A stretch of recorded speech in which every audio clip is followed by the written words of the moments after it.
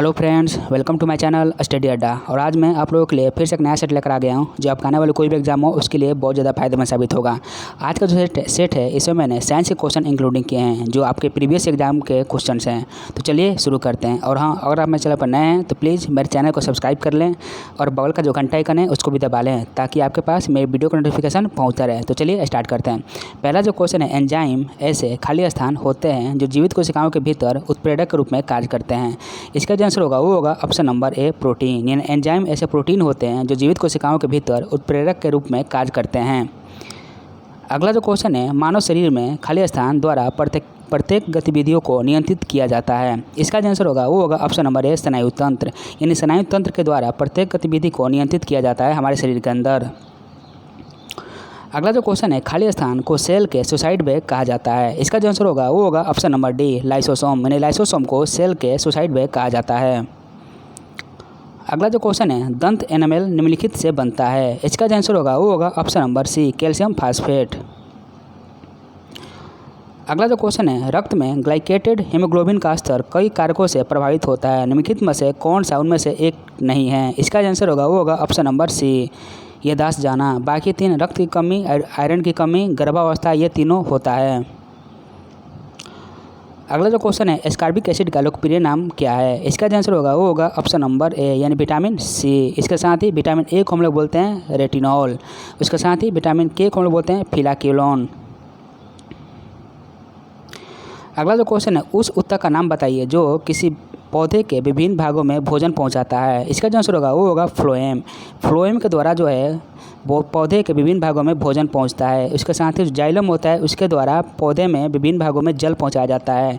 इसके साथ ही जो पेरेन्काइमा जो है, पेरेन्काइमा के द्वारा कोई पौधा जो होता है वो मुलायम होता है और स्क्लेरेन्काइमा जो होता है इसके कारण पौधे का जो बाहरी आवरण होता है वो कठोर हो जाता है। ये आप ध्यान रखेंगे। अगला जो क्वेश्चन है, हीमोग्लोबिन और मायोग्लोबिन दोनों के निर्माण के लिए आवश्यक होते हैं। इसका जो आंसर होगा वो होगा ऑप्शन नंबर सी, आयरन। अगला जो क्वेश्चन है, मानव शरीर के किस अंग को शरीर का रासायनिक कारखाना कहा जा सकता है। इसका जो आंसर होगा वो होगा ऑप्शन नंबर बी, यकृत को। अगला जो क्वेश्चन है, मस्तिष्क के उस भाग को पहचानिए जो शरीर मुद्रा, संतुलन और समयावस्था को नियंत्रित करता है। इसका जो आंसर होगा वो होगा ऑप्शन नंबर डी, यानी सेरेबेलम। सेरेबेलम के द्वारा ही हमारा शरीर जो है संतुलन में रहता है। उसके साथ ही हमारा जो शरीर का जो बुद्धि नियंत्रण केंद्र होता है वो होता है सेरेब्रम। ये भी आप ध्यान रखेंगे। अगला जो क्वेश्चन है, डीएनए कोशिका के खाली स्थान में प्रमुख रूप से संग्रहित होते हैं। इसका जो आंसर होगा वो होगा ऑप्शन नंबर डी, नाभिक में। अगला जो क्वेश्चन है, बेसिलाइल कैलेमेट ग्यूरिन वैक्सीन, यानी जिसको हम लोग वैक्सीन बीसीजी वैक्सीन कहा जाता है, निम्नलिखित में से किस बीमारी को रोकने के लिए लगाया जाने वाला टीका है। इसका जो आंसर होगा वो होगा ऑप्शन नंबर डी, तपेदिक। इसको आपको ध्यान रखना है। अगला जो क्वेश्चन है, मानव शरीर का कौन सा हिस्सा ऑस्टियोपोरोसिस नामक बीमारी से प्रभावित होता है। इसका जो आंसर होगा वो होगा ऑप्शन नंबर ए, हड्डियों। अगला जो क्वेश्चन है, पके हुए केले में कौन सा प्राथमिक अम्ल होता है। इसका जो आंसर होगा वो होगा ऑप्शन नंबर सी, मैलिक अम्ल। मैलिक अम्ल जो होता है पके हुए केले में मिलता है। इसके साथ ही बिच्छू के डंक और चींटी के काटने पर फार्मिक अम्ल निकलता है। ये भी आप ध्यान रखेंगे। इसके साथ ही हम लोग का जो आंत होता है उसमें हाइड्रोक्लोरिक अम्ल मिलता है। अगला जो क्वेश्चन है, सेमेटोट्रोपिन का दूसरा नाम है। इसका जो आंसर होगा वो होगा ऑप्शन नंबर बी, वृद्धि हार्मोन। यानी सेमेटोट्रोपिन के कारण ही हमारा शरीर जो है वृद्धि करता है, ग्रोथ करता है। और ये जो हार्मोन होता है ये पिट्यूटरी ग्लैंड से निकलता है। ये भी आप ध्यान रखेंगे। अगला जो क्वेश्चन है, पत्ते के तने जैसा हिस्सा होता है जो अंकुर के तने से जोड़ता है। इसका जो आंसर होगा वो होगा ऑप्शन नंबर सी, डंठल। अगला जो क्वेश्चन है, पानी में पाया जाने वाला निम्नलिखित में से कौन सा तत्व कैंसर के लिए जिम्मेदार है। इसका जो आंसर होगा वो होगा ऑप्शन नंबर ए, आर्सेनिक।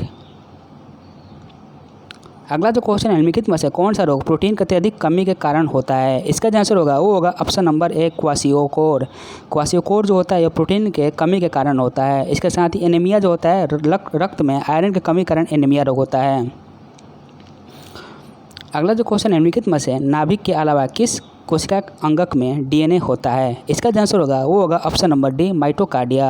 यानी नाभिक के अलावा जो डीएनए होता है वो माइटोकार्डिया में भी होता है। इसको आपको ध्यान रखना है। अगला जो क्वेश्चन है, त्वचा निम्नलिखित में से किस प्रकार की झिल्ली है। इसका जो आंसर होगा वो होगा ऑप्शन नंबर सी, क्यूरेटिनियस झिल्ली। और मेरे सेट का जो लास्ट क्वेश्चन है, किस जीव के कारण कालाजार होता है, इसका जो आंसर होगा वो होगा लिस्टमैनिया। इन ऑप्शन में ए जो है इसका आंसर होगा। और आई होप आप लोग को मेरा वीडियो पसंद आया होगा। तो मेरे वीडियो को लाइक कीजिए, मेरे चैनल को सब्सक्राइब कीजिए, मेरे वीडियो को शेयर कीजिए। मिलते हैं नेक्स्ट वीडियो में। Thank you.